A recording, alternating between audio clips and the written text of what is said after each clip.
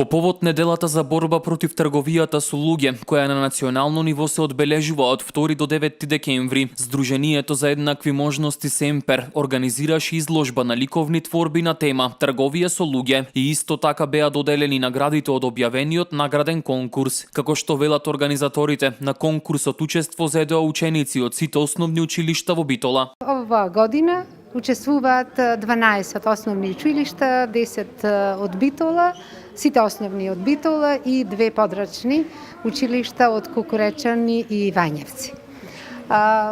Стигна скоро 130 ликовни творби, од кои тешко беше да избериме, но избравме 3 најдобри кои ќе ги наградиме со скромни награди. Како што беше истакнато, целта на организирањето на настаниот ваков карактер е да се сврти вниманието кон оваа проблематика, од која најзасегнати може да бидат токму најмладите. Последните години се симнува границата на жртвите на трговија со луѓе, најчесто се тоа малолетни лица и затоа ние на еден поинаков начин од оној вообичаениот преку едукација и предавања, туку на еден креативен начин, како нова алатка во превенцијата против трговија со луѓе, ја организираме изложбата. Изложбата е во рамки на проектот Учиме заедно преку цртеж, кој се реализира со поддршка од општина Битола.